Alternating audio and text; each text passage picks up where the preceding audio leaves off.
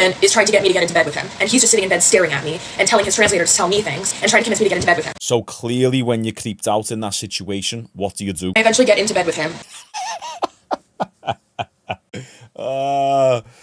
Oh, man.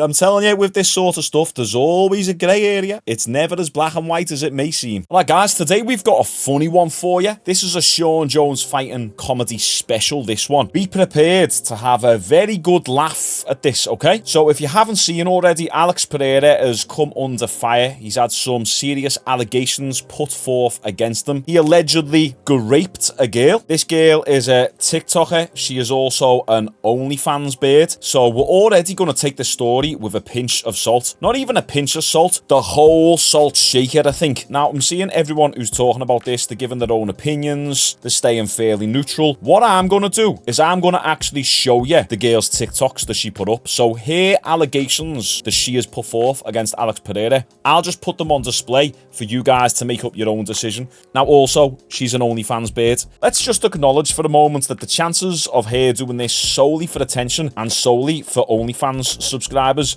are really high. Now, if any of you simps out there who watch my channel or who are watching my channel for the first time, if you somehow find her and go and subscribe to her OnlyFans content, you're a divvy. You're an absolute div pot. You're a dummy. That's what she wants you to do. If you really want to see the content, you can find it online for free. And if you don't know how to do that, start using your brain, put two brain cells together. You don't even have to pay for OnlyFans content. And if you want to pay for the content because you want to talk to it, because you need a connection, first off, it's not even her messaging you on OnlyFans. They have teams to do all this. I know this because I know people who do it. These OnlyFans birds outsource the DMing process to someone else, and then that third party take a cut of the revenue. So when you're messaging these OnlyFans birds saying, "Oh, I'm really lonely, babe, send me a picture of your titties," that's some fella going, "All right, mate, here you go, here's the titties for you, absolute simp." That's going to be the main message of the video. This video I'm about to show you is the afterthought. Remember what these birds are trying to get you to do. They're trying to manipulate you into feeling sorry for them, and then you being the white knight for them and coming to save them. "Here you go, baby. Here's $100 for you. I hope the Alex Pereira trauma hasn't affected you too much." Anyway, let's watch this video. It's 10 minutes long. I'm going to play it back in 2 times speed, and I'm going to chop a few unnecessary bits out. In this clip, she talks about meeting Alex Pereira, going for drinks with him making her feel uncomfortable. Let's just try and expose the plot holes. It's a long video, so I'm not going to stop and start it too much. Alex Pereira's assistant, translator, I don't know who he is to him. His name is Mel. My friend followed him on Instagram over 2 months ago. He DM'd her after she followed him, asked her questions like how long she had been doing kickboxing for, how she got into it, stuff like that. He asked her if she's going to the fight in New Jersey. UFC 302. He also says that Alex is wondering if she has a friend for him. I know it sounds stupid and unbelievable because I couldn't believe it myself. Why is this guy asking a 20-year-old girl to put him on with one of her friends when he's a 30-year-old, however, father who should be able to just, like, talk to a woman his age at the fight? Because a 37-year-old woman doesn't hold the same value that a 20-year-old woman does to someone like Alex Pereira. Let's end this debate now. It's been going around a lot YouTube lately. If you're 37, think about it. If you are 37 and then a 21-year-old bird comes onto you, come on. Don't absolutely kid yourself. You're going to take it. You're going to take that opportunity. Stop lying to yourself. Stop trying to virtue signal. You best believe it. This is the video that we are in for, guys. Planned out on purpose because he does this all the time. Mel shows Alex my Instagram. Apparently, the only thing he said was chama. I'll try and find the text proof where my friend was telling me this. That's how I know she's lying. She's lying. Come on. Oh, Alex Pereira seen your Instagram and the only thing he said was shama. That's hilarious. We go to New Jersey. Mel hits up my friend, invites us both to a private training at a gym called Cruise MMA, where Alex is training.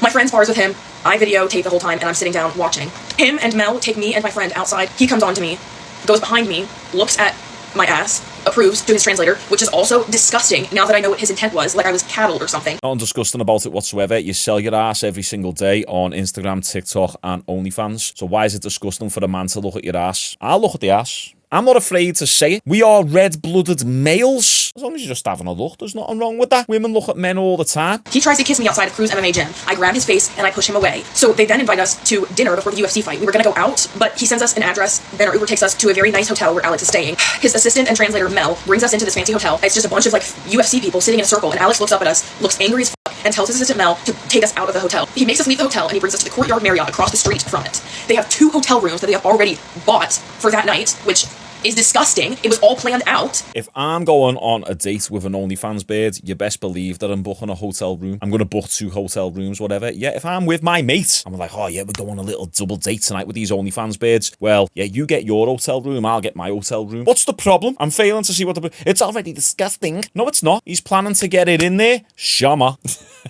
We go to the restaurant. Mel asks us how old we are. I said, I'm 21. My friend says that she's 20 years old, not old enough to drink alcohol. So he talks to Alex, tells him how old we say we are, and then they buy us, I think, 2 glasses of wine. They're buying alcohol for a 20-year-old girl that is not old enough to drink alcohol, and this is on security footage. Didn't make me sign an NDA before he did any of this. Like, just did it because he does this all the time probably. It was so routine and planned out. They're giving us drinks. Alex won't get off of me. I'm not into it because I don't know this man. I don't like being touched if I am not, like, if I don't know you and I'm not comfortable with you. I'm starting to get tipsy and I feel sick because I don't do well when I drink. But I'm trying to calm my nerves. He won't get off of me. He keeps asking me to go to the bathroom with him, or he's asking Mel. I'm telling him no because I don't do that. I get uncomfortable and nervous. And as much as you guys think that I'm this, like, whore, I don't know what I'm allowed to say on TikTok. As much as you guys think these things about me just because of the line of work that I do, I just do what I have to do to make ends meet. That has nothing to do with anything. I never trust a girl who cries without any tears. I just do what I do to make ends meet. Oh, to make ends meet. You do OnlyFans. Why don't you work at Mackey's? Have you really got to get your ass out on OnlyFans to make ends meet? I bet you're making an absolute fat bag on OnlyFans as well from all these little simps. And even if this story was even somewhat true, you expose yourself for being a whore in the things that you say coming up. I don't put out the first time meeting somebody because I have a lot of trauma and I get nervous and scared. The word trauma these days for girls can literally mean anything. A girl could break a nail and say they've got trauma. They go through a breakup and they've got trauma. Shut up. But the standards that we have for some of these words these days are just incredibly low. Trauma, right down here. Even stuff like racist, bigot, sexist. Like, the standard for these words are all dead low. Preach, Sean, preach. I go to the bathroom with my friend after Alex has been coming on to me the whole night and I feel sick and uncomfortable and like I'm about to throw up. We agree that we won't leave each other at any point because Mel, the assistant and the translator, is also hitting on my friend who's 20 years old. I don't know how old this man was. If he was so uncomfortable with the age, then why meet up with them in the first place? Why go for drinks with them in the first place? It sounds to me like he was incredibly comfortable. I'm trying to tell Alex's assistant to tell Alex that I don't put out like that after I meet someone for the very first time and that I need him to get to know me and to work for it. I, quote, said to his translator, trying not to be a prude and annoying, but I told him, I was like, how do I say you have to work for it? Right, so remember what she just said there. She said, you've got to work for it. Now, stuff can get lost in translation as well, literal translation, but she explicitly said, you've got to work for it. I don't put out like that, okay? So work for it. You best believe if you tell me that, I'm going to work for it. His assistant laughs, tells Alex, and Alex tells his assistant to tell us that he really likes us and he's going to take us on a trip to the Dominican Republic to get to know us better because I guess he's trying to, like, convince me that he's not, you know, just trying to take advantage of me. So I'm like, okay, like, that's great. I don't have a passport. Like, can you, like, let me know, like, when this is happening so I can, like, pack and, like, get ready for it? Wait, what?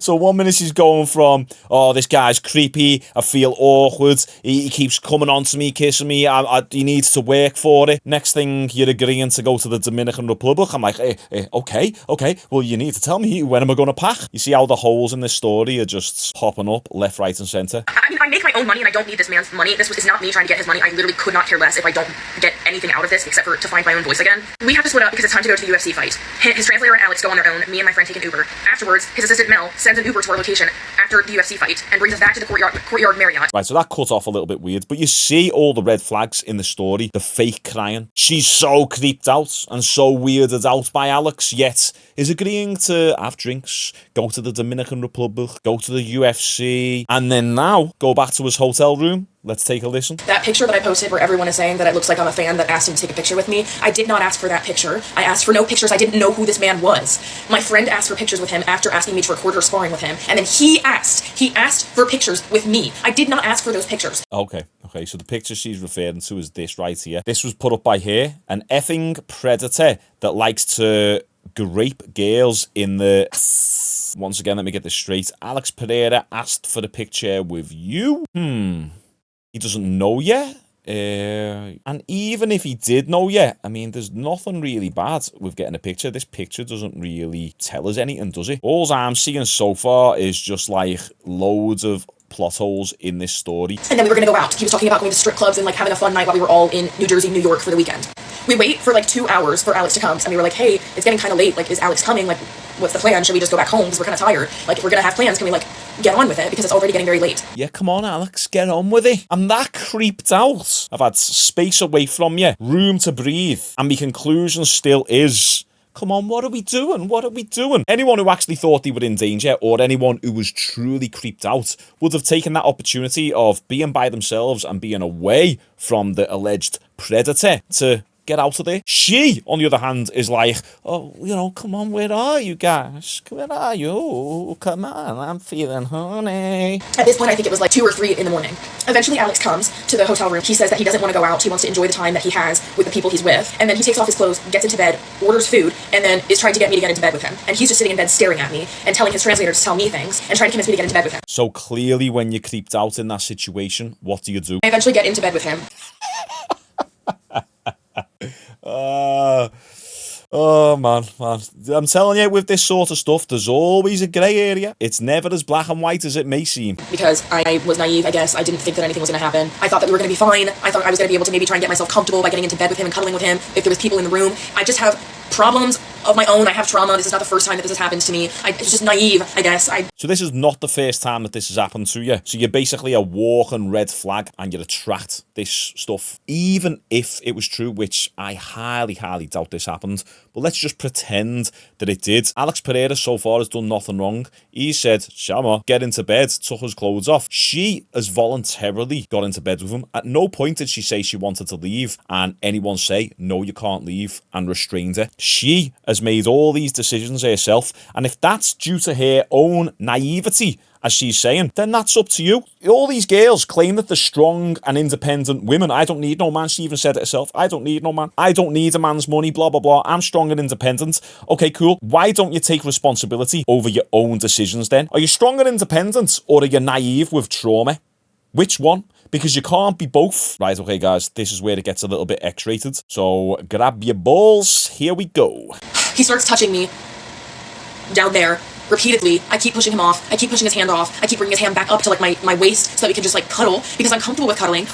Yeah, not taking his hand off me, just bringing it up to me waist. What does that signify? Any of you guys out there who have got some experience with birds, as I have, you know, a bit of a pimp back in my day. You go down there to touch a girl and she brings her hand back up to your waist and your stomach. That just means not yet. That just means slow down a little bit. That's all that means. It doesn't mean no. No means no. And then there's also different versions of no.